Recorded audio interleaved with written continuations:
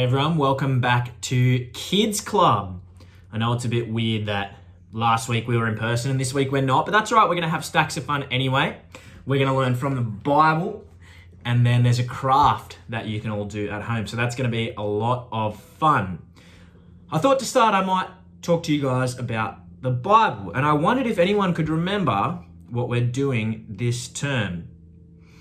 Now last week, we were talking about a color, and that color meant something. I wonder if you can remember what that color was. And while you're thinking about it, I'm a bit cold. So. What color was it? That's right. It was green. Yes, green. Get rid of that. So we were learning about the color green. Do you remember what the color green meant? Do you remember what it taught us? Well, the color green helped us to remember that God made the world. God created the world. If we have a look in the Bible, in Genesis chapter 1, we learn about how God created the world. And he made, what did he make? He made the night and day, and he made the land and the ocean, and he made plants and fruit, and he made stars, the sun, the moon, and he made fish, birds, and animals, and then he made people. He made people at the very end. And it says in Genesis chapter 1, God looked at what he had done, everything he'd made, and all of it was very good. It was very good. In fact, it was so good that it was perfect. When God made people, we were perfect. A bit like this nice, perfect piece of white cloth that I have here. Have a look at how great that is. Look, there's not one thing wrong with it. Not one spot of dirt, not one blemish. It is perfect and clean. That was like how people were when God first made them, perfect and clean, just like this cloth here. But then something happened. In Genesis chapter 3, we learn about the first people, Adam and Eve, and something that they did. I'm going to read from the Bible for you to explain what happened. So Adam and Eve were living in this beautiful garden called the Garden of Eden. And then we learn that someone or something came to talk to them. Chapter 3, verse 1. The snake was sneakier than any of the other wild animals that the Lord God had made. One day it came to the woman and asked, "Did God tell you not to eat fruit from any tree in the garden?" Now that's a very tricky question that the snake asked, because God had told Adam and Eve they could eat any fruit they wanted from the whole garden, but there was one tree that they weren't allowed to eat from. He gave them one rule: don't eat from this one tree. And so the snake told Adam and Eve that actually you can eat from the tree, but he was lying. He was telling them to not listen to God and to break his rules. And so in Genesis chapter 3, verse 6, it says, the woman stared at the fruit of this tree that they weren't allowed to eat from. It looked beautiful and tasty. She wanted the wisdom that it would give her, and so she ate some fruit. Her husband was there with her, so she gave some to him, and he ate it too. Now, something happened when Adam and Eve ate that fruit, because God had told them not to eat the fruit, but then they did eat the fruit. Now, if you remember, last week we learned that because God created the world, God is in charge of the world. And that makes sense, right? He made it, so he gets to decide how it works and how it works best. And so to be friends with God, you have to listen to what he says and do what he does, right? And so God, he's perfect. God is really perfect, right? There's not one spot, not one blemish on God, right? And when he made people, we were the same. We were perfect. Not one spot, not one thing wrong. And that's how you be friends with God. You have to be perfect. But when Adam and Eve disobeyed God, something happened. Now, to kind of help us understand this, I'm going to put this nice, white, clean piece of material into my mystery jar here, and we're going to see what happens. See, we'll pop it in there. In it goes. In goes the material. And out it... Oh no! Look what's happened! to my perfect white piece of material. It's not so perfect and white anymore, is it? It's stained black.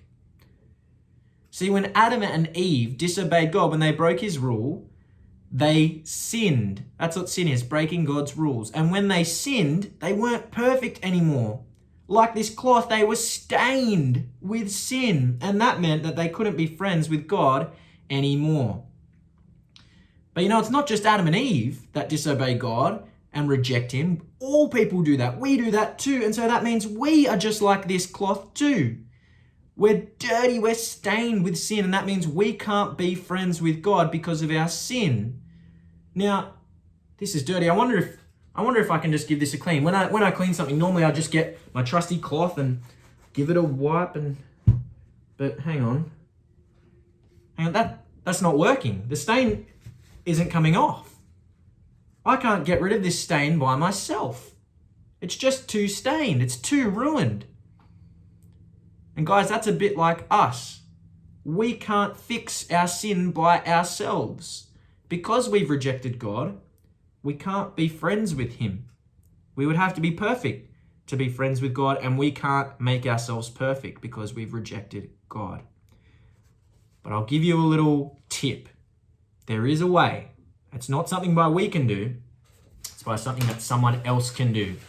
And we are going to learn about what that is next week. But for this week, I want us to think about the color black. The color black. Because black helps us to understand and remember sin, right? When we were perfect, we were white as snow, but then sin stained us black. Okay, now we're not really like that, but it's just to help us remember. The color just helps us to understand sin stained us before God. Got it? We're going to do a craft now using the color black to help us remember the stain of sin. So enjoy that. I'll explain it in a second. See you in a minute.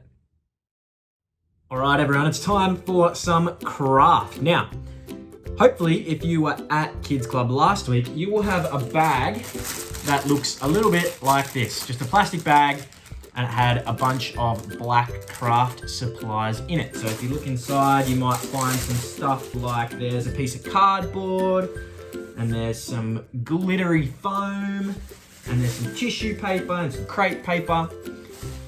We are going to decorate a piece of white paper using our black craft supplies. Now you can do this however you want to do it.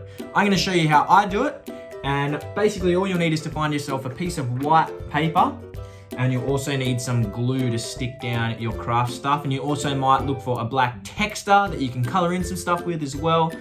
But if you remember, we're making a book with no words this term. So each week in craft, we'll be making the next page in our book, the book with no words.